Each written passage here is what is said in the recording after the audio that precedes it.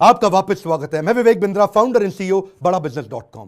आज मैं एक सन्यासी के विषय में बात करूंगा। वीडियो थोड़ा अलग होगा, आज डिफरेंट होगा। सन्यासी के जीवन से पावरफुल बिजनेस लेसन्स। ये एक अलग ही सन्यासी है। हिल डिवाइन ग्रेस अभय चरणारविंद भक्ति वेदांत स्वामी श्रील प्रभुपाद। कौन है श्रील प्रभुपाद? ये इस्कॉन के फाउंडर आचार्य हैं। इस्कॉन का नाम तो लगभग पूरी दुनिया ने सुना है, इनका नाम कम लोगों ने सुना है। स्वामी विवेकानंद को तो लोग जानते हैं, लेकिन इनके बारे में कम जानते हैं। आज कुछ ऐसी अद्भुत बातें बताऊंगा, वीडियो से नजर मत हिला दीजिएगा। श्रील प्रभुपाद से आप दुनिया भर के सारे बिजनेस लेसन सीख सकते हैं। आप पंक्चुअलिटी सीखना चाहते हैं, टाइम मैनेजमेंट, लीडरशिप को कैसे तैयार करें, एक इंस्टीट्यूशन को कैसे स्केल करें, बिना पैसे के एक ऑर्गेनाइजेशन को कैसे बिल्ड करें, सस्टेनेबिलिटी कैसे लाएं, प्रोसेस कैसे लेके आए, पीपल स्किल क्या होते हैं, रैपिड एक्सपेंशन, ग्रोथ, स्पीड, ये कैसे आता है। बंगाल में इनका जन्म हुआ था 1896 के अंदर, और इनकी माता का देहांत हो गया था जब ये 14 साल के थे, 1910 में।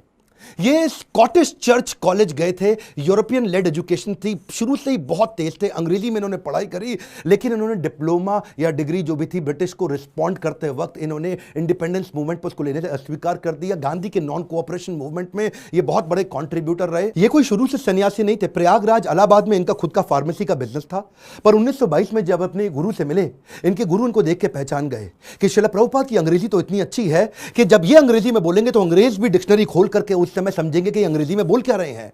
तभी इन्होंने प्रभुपाद को एक आदेश दिया, क्या तुम मेरे लिए एक काम कर सकते हो? तुम्हारे को शास्त्रों में मन भी लगता है और अंग्रेजी भी अच्छी है, तुम भगवत गीता के ज्ञान को अंग्रेजी भाषा में पूरी दुनिया तक पहुंचाओ, क्योंकि हमारे शास्त्रों को दुनिया में कोई नहीं लेके जा रहा। दुनिया की किताबें हमारे देश में आ रही हैं। श्रील प्रभुपाद ने उनकी इंस्ट्रक्शन को दिल से लगा लिया। गुरु मुख पद्मा वाक्या चित्ते कौरिया ऐक्या, के गुरु के मुख से निकले हुए वाक्यों को चित्त के साथ एक कर लो। अंग्रेजी में भगवत गीता को ट्रांसलेट करना शुरू कर दिया। बैक टू गॉडेड किताब लिखते, भगवत गीता को ट्रांसलेट करते। लैपटॉप टाइपराइटर नहीं हुआ करता था, कंप्यूटर नहीं होता था, मैनुअली लिखते थे। एक साल लगा करके इन्होंने कई पेजेस के अंदर भर करके भगवत गीता को ट्रांसलेट किया। एक दिन फैक्ट्री से वापस आ रहे थे, अपने घर पहुंचे। जब घर पहुंचे तो ढूंढने लगे कागज कहां हैं सारे। इतनी मेहनत की, कागज इनको मिल नहीं रहे थे, बड़े परेशान थे उस समय। अपनी धर्मपत्नी से पूछा कि वो कहां है जो मैंने भगवत गीता ट्रांसलेट करी। तो अचानक इनकी पत्नी ने जो बोला, इनके होश उड़ गए। इनकी पत्नी ने कहा वो सारे तो मैंने कबाड़ी को बेच दिए। बोलो क्यों बेचे?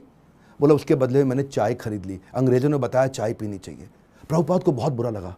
अचानक प्रभुपाद ने उनसे पूछ लिया टी और मी। इनकी पत्नी ने बोल दिया टी। उस दिन उन्होंने अपना घर छोड़ दिया, संन्यास लेने की तैयारी करी। वहां से जाकर के उन्होंने फिर से भगवत गीता लिखनी शुरू करी। बाद में ये वृंदावन चले गए, कई साल वृंदावन रहे, भगवत गीता लिखी, उसकी तैयारी करी। ये पहले से जानते थे कि दुनिया का नंबर 1 देश अमेरिका और अमेरिका का नंबर 1 शहर न्यूयॉर्क, तो मैं शुरुआत न्यूयॉर्क से ही करूंगा। थोड़ा इमेजिन करिए, 70 साल का किसी बूढ़े व्यक्ति का चित्र लेके आइए अपने मन में। 70 साल की उम्र में 32 दिन की जहाज की लंबी यात्रा, जिसमें रास्ते में इनको 2 बार हार्ट अटैक आ गया। कुछ केवल साथ में $7 लेके कुछ किताबें लेकर निकल पड़े। वहां कोई इनको जानता नहीं था। ये जानते थे कि मैं अकेला हूं और मैं सब कुछ नहीं कर सकता। मैं सब कुछ नहीं कर सकता, इसका मतलब ये थोड़ी कि मैं कुछ भी नहीं कर सकता। मैं सब कुछ नहीं कर सकता, इसका मतलब यह नहीं कि मैं कुछ भी नहीं कर सकता, क्योंकि मैं कुछ कर सकता हूं तो मैं कुछ कर लूंगा, और कुछ कुछ कर करके मैं सब कुछ भी कर दूंगा।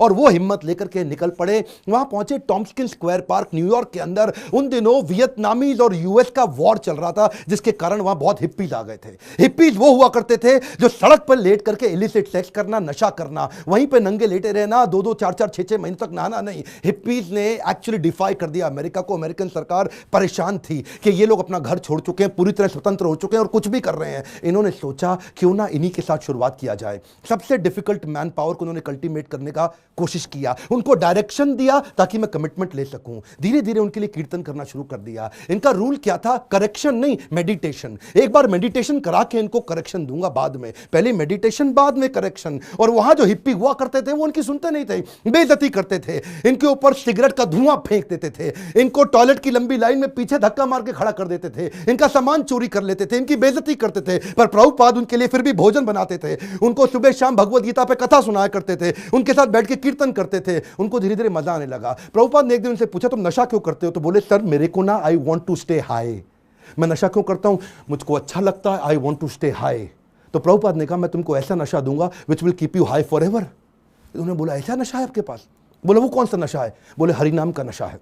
मैं तुमको हरि नाम लेना सिखाऊंगा, मैं तुम्हें भगवत गीता पढ़ना सिखाऊंगा। अगर तुम कृष्ण के आदेशों को समझ पा गए तो वो सबसे ऊंचा नशा है। जिसको वो नशा लग गया आध्यात्मिक जीवन का, तो भौतिक जीवन के नशे उसके सामने बहुत छोटे पड़ जाएंगे। धीरे धीरे लोगों ने उनकी बात सुननी शुरू करी। ये लोग अपना घर बार पहले ही छोड़ चुके थे। प्रभुपाद को समझ में आ गया ऐसी मैन पावर जिसका कहीं दुनिया में अटैचमेंट नहीं, उनको कल्टीवेट कर गया तो ये मेरे मूवमेंट को पूरी दुनिया में फैला सकेंगे। ये अंग्रेज है और अंग्रेजों की बात पूरी दुनिया जानती है, इसीलिए हंट द राइनोसरस अगर शिकार करना है तो गेंडे का शिकार करो।